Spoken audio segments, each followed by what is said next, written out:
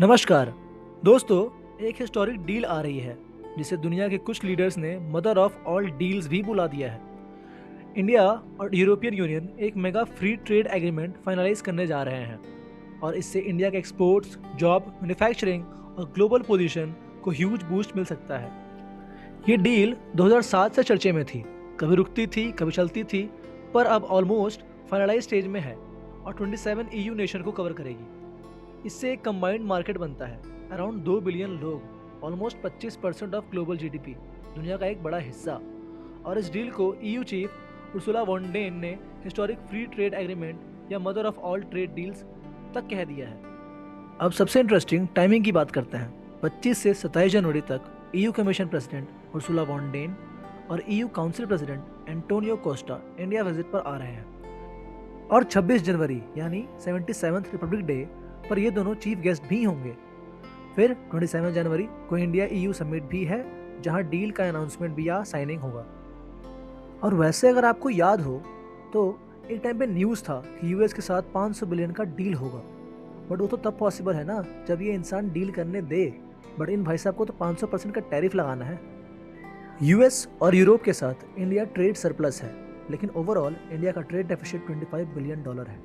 तो चलो सबसे पहले समझते हैं ट्रेड डेफिसिट और ट्रेड सरप्लस होता क्या है। अगर कंट्री एक्सपोर्ट ज़्यादा कर रही है और इंपोर्ट कम कर रही है, in that case country is in trade surplus. अगर कंट्री इंपोर्ट ज़्यादा कर रही है, एक्सपोर्ट कम कर रही है, तब कंट्री ट्रेड डेफिसिट होती है। तो ये mother of all deals India को ट्रेड डेफिसिट को बैलेंस करने में हेल्प कर सकता है। ईयू कमीशन चीफ ने ये कहा कि यूरोप इंडिया जैसे फास्ट ग्रोइंग इकोनॉमी के साथ ट्रेड डीपन करना चाहता है। And right after Davos, the next weekend, I will travel to India. There's still work to do, but we are on the cusp of a historic trade agreement. Indeed, some call it the mother of all deals. One that would create a market of 2 billion people, accounting for almost a quarter of global GDP.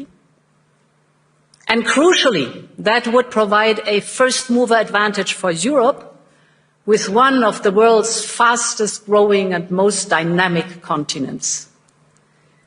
But अब इन भाई साहब को कौन समझाए जो बोलते हैं India is a dead economy. चलो छोड़ो, आगे बढ़ते हैं। तो आइए अब देखते हैं इस डील से कौन से सेक्टर को सबसे ज़्यादा बेनिफिट होगा। First, textiles. इंडिया के गारमेंट्स और टेक्सटाइल्स एक्सपोर्ट पर हायर टैरिफ करंटली है। एफटीए से टैरिफ रिडक्शन से ह्यूज डिमांड बढ़ सकती है। Second, pharmaceuticals. इंडिया जेनेरिक्स और स्पेशलिटी केमिकल्स को ईयू में कम्पिटिटिव एक्सेस मिल सकता है जो हेल्थ केयर डिमांड में ज़रूरी है। Third, engineering goods and auto components. Engineering goods और ऑटो पार्ट्स को स्टेबिलिटी प्लस मार्केट एक्सपेंशन मिलने के चांसेस, स्पेशली जर्मनी और फ्रांस जैसे हाउस के साथ। Third, IT services. Indian IT और सर्विसेज प्रोफेशनल्स को सर्विस ट्रेड रूल्स सिंप्लीफाई मिल सकता है, which means more business outsourcing plus projects. दोस्तों, ये डील सिर्फ ट्रेड को नहीं बढ़ाने वाली, ये इकोनॉमिक स्ट्रेटजी का गेम चेंजर है। एक्सपोर्ट को डाइवर्सिफाई करेगा, हायर फॉरेन इन्वेस्टमेंट को अट्रैक्ट करेगा और ग्लोबल सप्लाई चेन्स में इंडिया को स्ट्रॉन्ग पोजीशन देगा। तो दोस्तों, ये मदर ऑफ ऑल डील्स सिर्फ एक ट्रेड पैक्ट नहीं, एक गेम चेंजर मोमेंट है इंडिया के इकोनॉमिक फ्यूचर के लिए।